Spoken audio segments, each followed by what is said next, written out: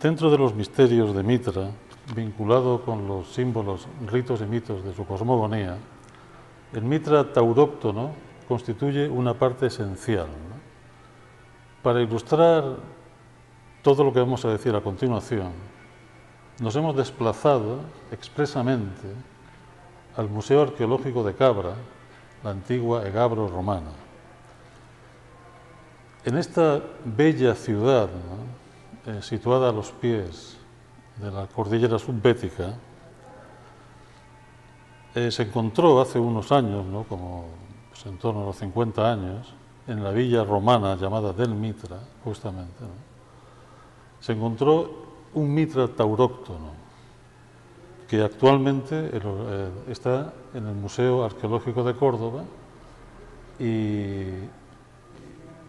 la pieza que está aquí es una copia, una reproducción muy fiel del original, que, como decimos, está en el Museo de Córdoba.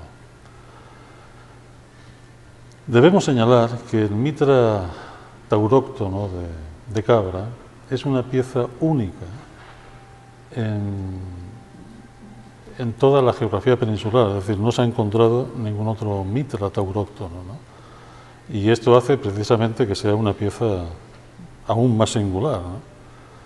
En ella, en esa figura, ¿no?, se representa el sacrificio del toro, la tauroctonía, que constituye el rito central de la iniciación mitraica. El toro representa la energía vital, la fuerza de la vida, exuberante e indomable, ¿no? Para domar esa fuerza, el mito nos relata que Mitra se introduce en una cueva, en una caverna, donde está el toro, ¿no? Y allí él monta al toro, lo coge por los cuernos, y el toro, embravecido, ¿no?, comienza una carrera frenética, ¿no? Y van los dos, Mitra cogido los cuernos, fijo, podríamos decir, ¿no?, y el toro pues corriendo desaforadamente, ¿no?, hasta que vuelve a entrar de nuevo a esa cueva, a esa caverna, que resulta ser el templo de Mitra, ¿no? Allí, finalmente, el toro agotado, ¿no?, pues rodillas en tierra, como podemos observar, ¿no?, Mitra lo sacrifica, ¿no? Mitra simboliza el arquetipo del iniciado a sus misterios, ¿no? Es decir, pues vendría a ser como pues, el modelo ejemplar a imitar por ese mismo iniciado, que lo considera como efectivamente un dios o un héroe divinizado, ¿no? Y en este sentido también pertenece, ¿no?, de alguna manera a esa saga, ¿no?, de los héroes civilizadores, ¿no?, y de los dioses civilizadores, ¿no? Pues ya veremos cómo Mitra pues, es un dios, ¿no?, oriental, persa, ¿no?, que procede, ¿no?, de esa parte de lo que fue la antigua Persia, ¿no?, el Irán, ¿no?, etc., ¿no? Es decir, que Mitra es el yo, el espíritu verdadero del iniciado, ¿no?, mientras el toro representa sus estados corporal y psíquico, ¿no?, es decir, lo que constituye la individualidad, ¿no? En el contexto de las prácticas del Tantra Yoga, por recurrir a otra tradición, ¿no?, el toro se corresponde con la energía de la Kundalini, ¿no? En la alquimia hermética, esa misma energía pues, se hace corresponder con esa figura, ¿no?, alquímica del dragón verde o del mercurio volátil, ¿no?, al cual hay que fijar para que se fija gracias a una potencia superior, ¿no? En este caso, Mitra es el que fija, ¿no?, al toro, ¿no? Pues en el caso del mercurio volátil es el azufre, una palabra que también significa divino, la que lo fija y le inyecta, por decirlo así, ¿no?, su energía para que ese Mercurio, ¿no?, finalmente, pues pare su movimiento, ¿no? Todo el proceso de domar al toro constituye, pues, gran parte del rito de la iniciación mitraica, ¿no? Es decir, que los grados iniciáticos, ¿no?, dentro de esos grados, ¿no?, se trataría, ¿no?, de ir purificando, ¿no?, transmutando, ¿no?, esa misma energía vital, ¿no?, para que contribuya, una vez purificada, para que contribuya a la regeneración espiritual, ¿no? Y por lo tanto, ¿no?, pues, el iniciado pueda conocer sus estados superiores, ¿no? Esos estados están representados justamente por las espigas de trigo, ¿no?, que brotan de la sangre purificada del toro sobre la tierra, ¿no?, y están simbolizando esos estados superiores, como digo, ¿no?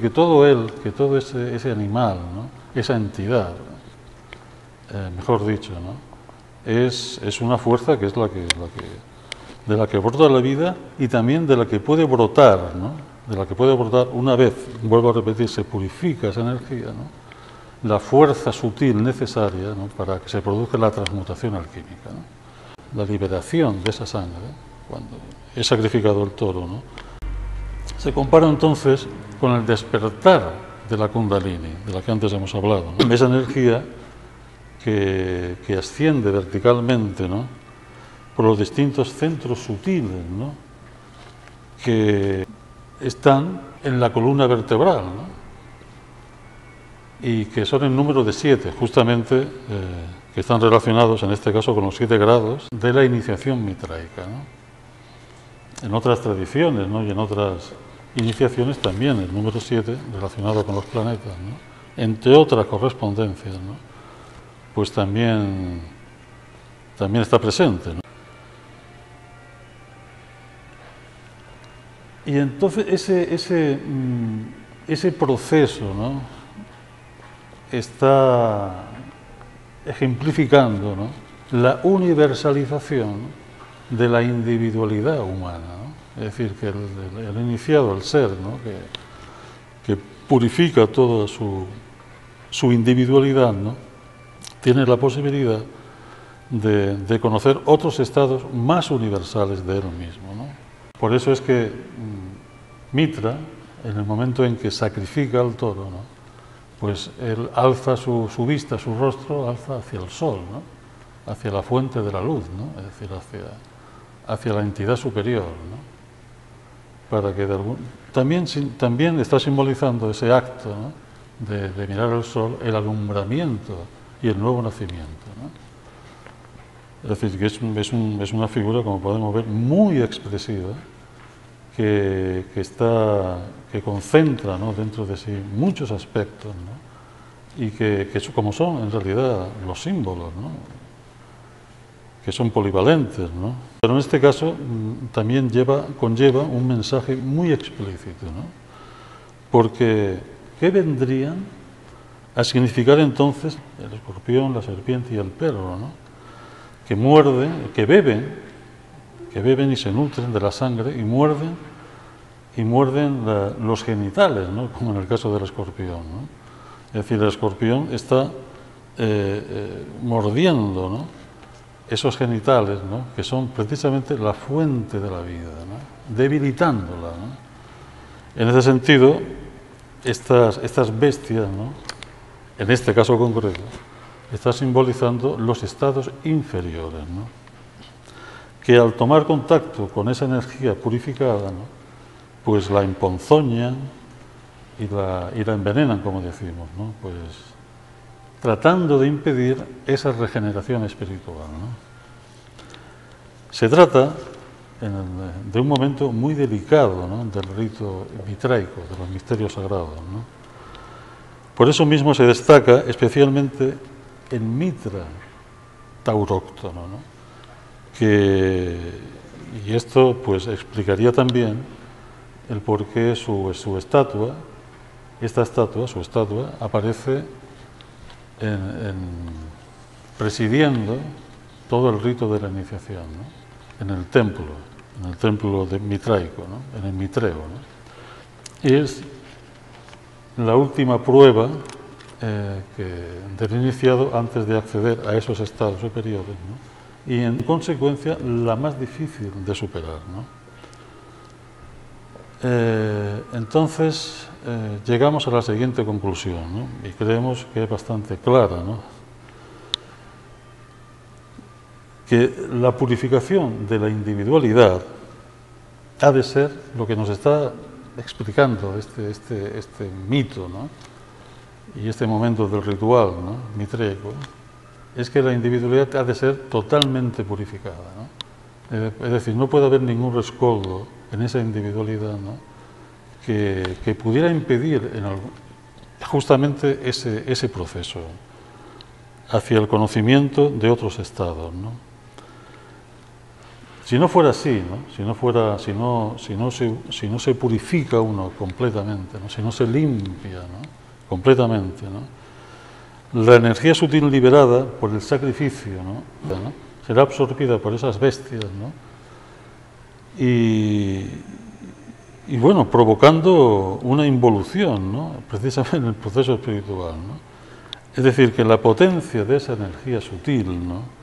Al estar contaminada por los seres del inframundo, que están simbolizando aquí, ¿no?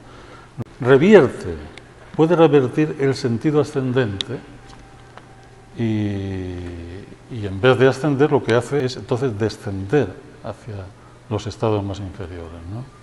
Abortando, pues quizás definitivamente, esa misma regeneración o renacimiento espiritual.